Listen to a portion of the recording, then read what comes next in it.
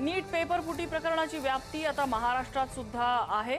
फुटलेल्या पेपरची पहिली कॉपी नाशिकमध्ये होती असं सूत्रांच्या हवाल्यानं माहिती मिळते। नाशिकमधून या प्रकरणी एकाला ताब्यात घेतल्याची माहिती आहे। नाशिकमध्ये बनलेली कॉपी त्यानंतर हरियाणात गेली। नाशिकमध्ये फुटलेल्या पेपरचे 10 सेट्स हरियाणात गेले अशी सूत्रांच्या हवाल्यानं माहिती मिळते। महाराष्ट्र, उत्तराखंड आणि राजस्थान पर्यंत ह्या सगळ्याचे धागेदोरे पोहोचलेले आहेत। आंतरराज्यीय गटाचे आरोप झाल्यामुळे सीबीआयची पथकं महाराष्ट्र, उत्तराखंड आणि राजस्थान या राज्यांना भेट द्यायची शक्यता असल्याची माहिती मिळते। त्यातल्या सगळ्या विद्यार्थ्यांना एकच पेपर असतो आणि कालपासून हा प्रॉब्लेम सुरू झाला की हा पेपर लीक झालेला आहे। प्रॉब्लेम सुरू झाल्यानंतर त्याची व्याप्ती पहिल्यांदा चेक केली गेली एनटीएनी आयबीला कनेक्ट करून की त्याची व्याप्ती किती आहे। जर ती कमी असेल तर जसं 2 वर्षापूर्वी झालं, 2 वर्षापूर्वी हा प्रॉब्लेम आला होता तेव्हा व्याप्ती कमी असल्यामुळे त्या 2-3 ठिकाणीच फक्त रीट एक्झाम झाली। पण नंतर लक्षात आलं हा खूप जास्त प्रमाणात या पेपर लिकेज आपण ज्याला म्हणतो तसं झालंय। त्यामुळे शेवटी आज आता दुपारी एनटीए आणि आयबीनी सांगितलं की आता ही पेपर परत घेणं आहे। It is not cancelled, it is rescheduled. याच्यातला एक मुद्दा असा आहे की पेपर लीक झाला, नेमकं काय झालं त्यावेळेला, आणि त्यानंतर असंही सांगितलं जातं की संपूर्ण देशभरामध्ये छापासत्र झालं आणि त्यामध्ये अनेक सेंटरमध्ये ज्या इंटरनल एक्झाम घेतल्या जातात त्या एक्झाममध्ये देखील काही प्रश्न सारखेच आलेले आहेत, त्यामुळे ही रद्द करण्याची जास्त शक्यता। बरोबर, ह्याच्यामध्ये 180 प्रश्न असतात। बरोबर आलं तर 4 आणि चुकले तर -1 अशी ती सिस्टीम आहे त्याची। तर ज्यांच्याकडे पेपर आहे, सो कॉल्ड आपण ज्यांना म्हणतो की काही लोकांकडे, काही क्लासेसकडे, काही जे मेगा स्केलवर क्लासेस आहेत त्यांच्याकडे पेपर होते, त्यांनी त्यांचे जे फुल लेंथ पेपर असतात त्याच्यामध्ये 1-1, 2-2, 4-4 प्रश्न टाकले। पण ह्या वेळेला असं झालं की पूर्णच्या पूर्ण सेटच्या सेट तो लीक झाला। त्यामुळे हे कॅन्सल करण्याशिवाय दुसरं काही ऑप्शन नाहीये। आता अशी एक माहिती समोर आलेली काय आहे की नाशिकच याचं लीक होण्याचं सेंटर होतं आणि एकाला ताब्यात घेतल्याची देखील माहिती आहे। नाशिकच्या क्राईम ब्रांचकडे तो व्यक्ती ताब्यात आहे अशा स्वरूपाची माहिती आहे। धक्कादायक आहे हे सगळं। निश्चितच, म्हणजे नाशिक बद्दल आता आपण सारखं प्रॉब्लेम सुरू होतं। ते नावाच्या प्रॉब्लेम, खान झालं, खराट झालं, आता हे नवीन प्रकरण आहे। पण नाशिकमध्ये अशा स्वरूपाची घटना ही पहिल्यांदाच होतीये। नाशिकमधून कधी पेपर लीक झाले नाही। जेव्हा एनडीएचा एका पेपरचं मागच्या 10-12 वर्षापूर्वी असं झालं होतं तेव्हा एनडीएचं सेंटर कॅन्सल झालं होतं।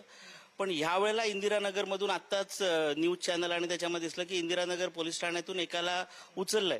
त्यामुळे आता आपण बघूया की एक्झॅक्टली नाशिकमधून तो फुटायची प्रोसेस काय। कारण एक थेरी सांगते की जयपूरमधून तो ब्रेक झाला पेपर, एक थेरी सांगते नाशिकमधून आला आणि मग नाशिक हरियाणा असा प्रवास झाला।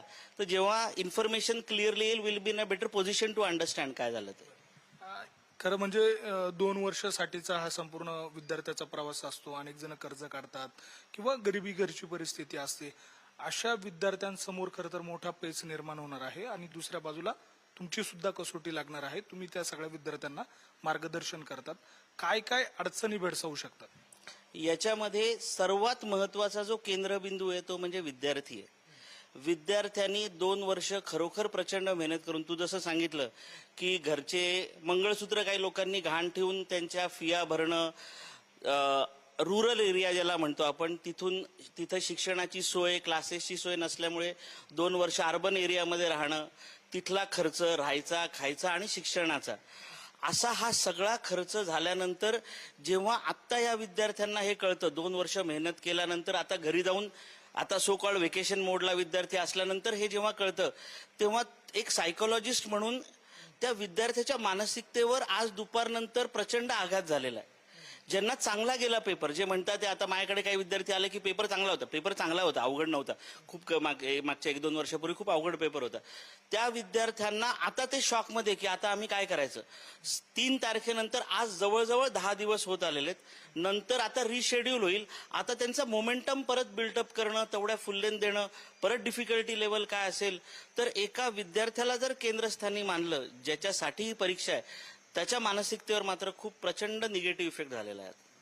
तर एक या सगळ्या याच्यामध्ये मागच्या 2 वर्षापूर्वी देखील अशा स्वरूपाचा प्रसंग ओढवलेला होता।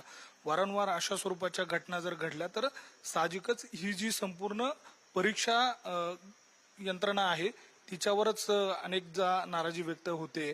काय नेमका सुधारणा तातडीनं होणं अपेक्षित वाटतं? बरोबर, हा हा हा प्रश्न या सगळ्याचा क्रक्स आहे. जसं महाराष्ट्रामध्ये सीईटी यावेळेला दोनदा आणि ऑनलाईन स्वरूपाची, ऑनलाईन म्हणजे सीबीटी म्हणतो आम्ही त्याला, कम्प्युटर बेस्ड टेस्ट होती.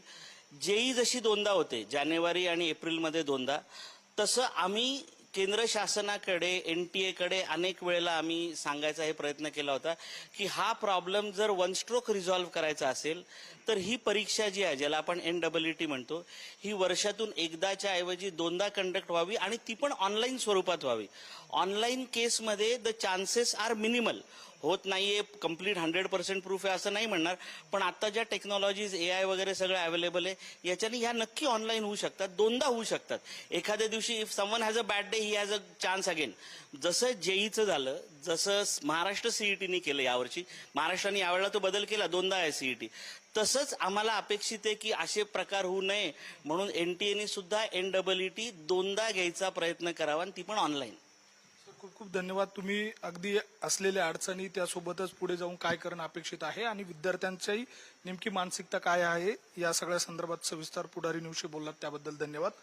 एकूणच जर बघितलं तर सध्याची परिस्थिती पाहता नीटचा मोठा गोंधळ खरं तर संपूर्ण देशामध्ये झालेला आहे. अनेक विद्यार्थ्यांना मानसिक धक्का यामुळे बसलेला आहे. येत्या काळामध्ये या सगळ्या NTA माध्यमातून या सगळ्या काळात काय खबरदारी घेतली जाते, परीक्षेच्या संदर्भात नेमका काय खुलासा केला जातो, हे बघणं महत्वाचं असणार आहे.